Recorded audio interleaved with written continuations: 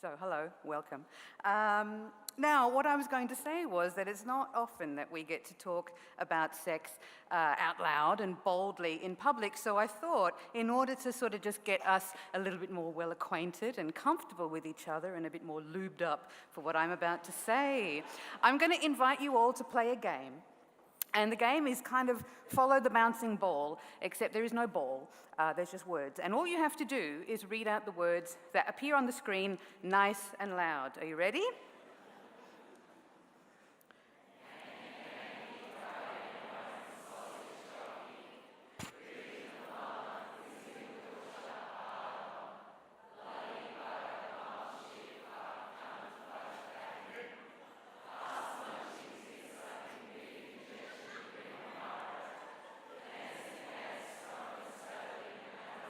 Oh, you're good at this.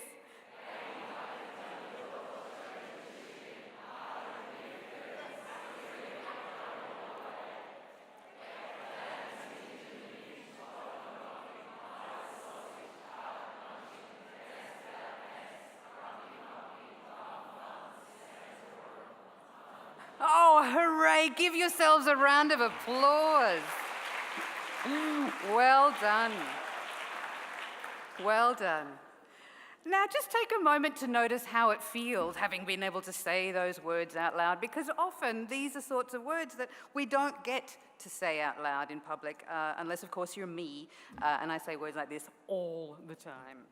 Now, I am a sex and relationship therapist and a sex educator and a counselor, and they're all slightly different roles, but basically what that means is that I have a bunch of degrees that qualify me to talk about sex and to talk about sex and have sex while talking, which probably gives you an indication of what kind of a shag I might be. And usually when I meet people for the very first time at a place like a dinner party or something, there are one of three responses that I get when I tell people what I do for a living. And the first one is usually silence. It's just the sound of cutlery on crockery and tumbleweeds, crickets. Just nothing. Oh. The second one is, oh, wow. You know, I've been wanting to talk to somebody about my warts, my fetish, my partner's porn obsession, and on it goes. And then they start telling me everything about their sex life, and I'm not at work. I'm just eating dinner along with everybody else. And then the third one is often a bit of a confused look, especially when they find out that I work with adults, because they think, and a lot of us think, that sex education is something that's only for children.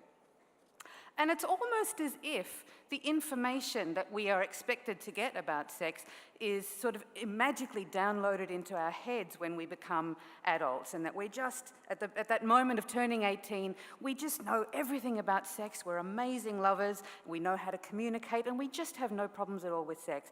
But the truth is that for a lot of us, this is actually not our experience of sex. For a lot of us, healthy relating and how to have functional relationships was not modeled in our families. We didn't get taught this at school. And it leaves us open to practicing and experimenting, which is perfectly fine, and in fact it's a wonderful way to learn. But indeed that can also leave us feeling like maybe I'm not doing it like everybody else. Or what is everybody else even doing?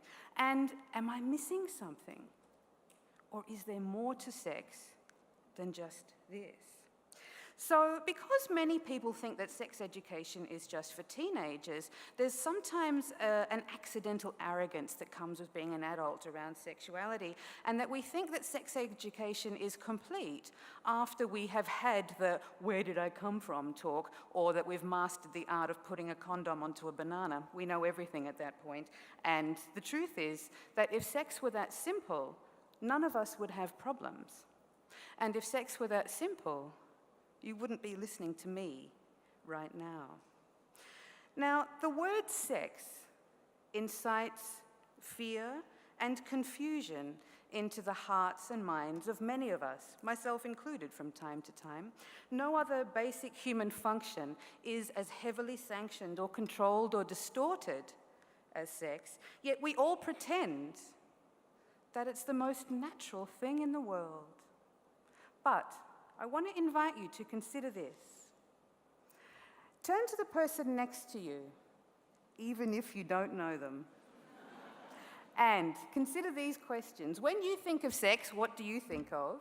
Why does that come to mind? Where did you first learn that that was real sex? And does that mean that all other kinds of sex are less than or not real? Go. 2 minutes. Here, it reminds me, prior to my incarnation as a sex therapist, I was an English teacher for a number of years, and it's remarkable how similar the jobs are, actually, but that's for another conversation. Now, consider how many times we've been told that love and sex are inextricably linked, and in fact, we are often told that they are the same thing. And then how is it that these rules mysteriously change when the recipient of the rules is male, for example, and then all of a sudden something that is natural and about love all of a sudden becomes about wild oats and performing a rite of passage, engaging in a so-called natural act that for many comes about as naturally as knowing how to use a toilet. Extremely useful, but actually you weren't born knowing how to do that. Somebody had to show you and somebody had to tell you. But the thing is, the naturalness of sex is something that actually evades us. So consider the naturalness of this. Remember the first time you had sex, if indeed you have. Were you as graceful as a swan on an open lake at dusk? Or were you a bit more like a newborn zebra taking its first steps? I'd wager that most of us were something more like the latter. Now, just like the urge to eat, mouthing and swallowing comes naturally enough, and indeed the urge to grind is also fairly innate. But just like the skill to cook, we are not born with the skill of graceful lovers. This is something that we have to learn and continue to practice, especially if we want to be good at it. So in the learning of sex, the very first part that comes is the unlearning of what we have learnt about sex from the moment we took our very first breaths. Now let me illustrate to you what I mean about how we learn about sex from the moment we are born. With your pen and your paper, draw a line and label one end M, male, masculine, and the other end F, or female or feminine.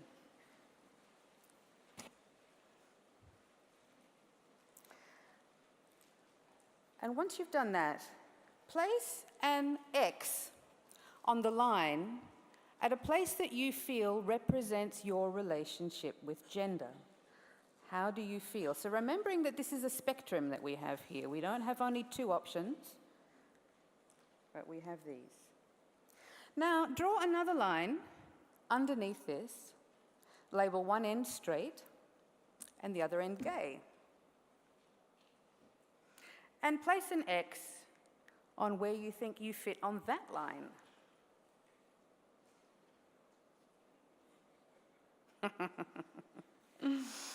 And now, in a little cluster, compare how you made that decision. Compare, how do you know how masculine or feminine you are? Now, remembering here that we are using a spectrum, how do you know if you are more masculine or more feminine than the person next to you? And what is the scale that you use to determine masculinity or femininity? And how do you know it's right? Just take about 30 seconds to discuss the process you went through in deciding your place on the line for those two questions. So somewhere along your life, you were taught how to be masculine or how to be feminine, and chances are that you weren't given an option outside of this. And chances are it rested solely on what was between your legs rather than anything that existed in your mind or in your heart. And it was through this culturally imposed filter, based on the way that people treated you, that you started to learn about sex. And it's the same with our measure of gayness or straightness, because your understanding of gender then gives meaning to what we refer to as our sexual identity. But also, let's consider the scale. How do you know if you are straighter or gayer than the person next to you? Now, of course, the point is ultimately not about where you place yourself on the line, but more so about the process that you went through to determine your place on the line. How do we even know any of this stuff, or is it all just made up? What is it, in fact, that makes sex gay or straight? Is it the acts, or is it the people? And is it ever possible that these things can get murky? More often than I think a lot of you realize. Now, most of us think that normal sex is hetero, penis in vagina sex, and that everything else is what? Making babies. Now, if that's the reason that we have normal sex, then fine. But what is the function of sex?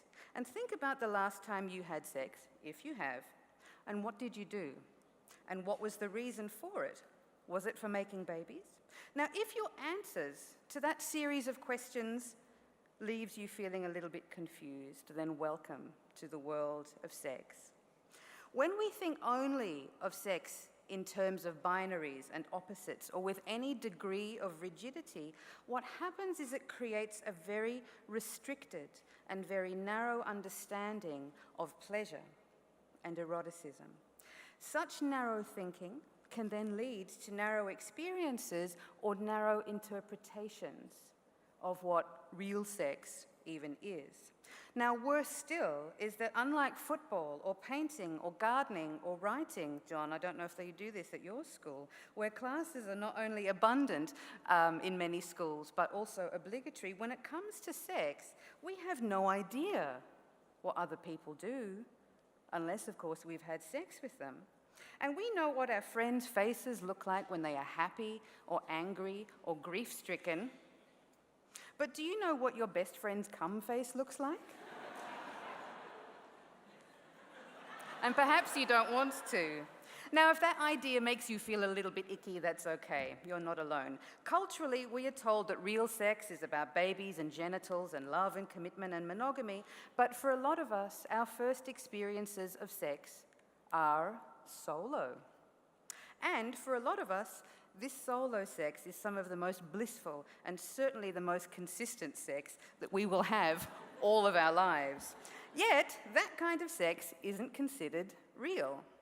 And by association, I guess it's not unreal either in the Australian sense of the vernacular, but you do get my drift.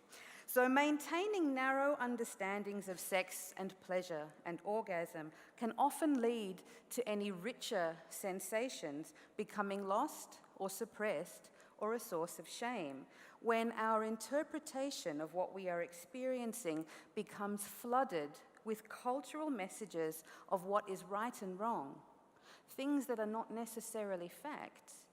These things are just opinions, things that effectively we have just made up. And so if sex isn't about sticking one bit of our body into another bit of another person's body, then what is it? Well, whatever it is, it's something pretty special, because it's the most heavily controlled and monitored of all of the human functions. And yet, despite our cultural obsession with not discussing it in ways that are meaningful or even helpful, it has managed to become the focal point of many Hollywood films, of pop music, of fashion catwalks and advertising campaigns, and also at the center of many religious dogmas. For something that's as simple and natural as sex, we sure do have a pretty big problem with it, and this is why we need to unlearn it.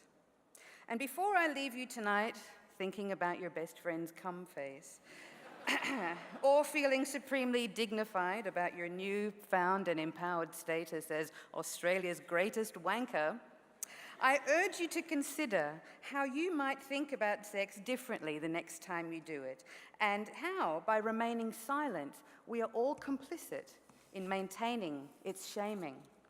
So as an antidote to maintaining the shame, on the count of 3, I'm going to invite you to make the best orgasm sound you possibly can, and we are going to make everyone out there think that they are missing the best orgy in the world. Are you ready? 1, 2, 3. Thank you very much.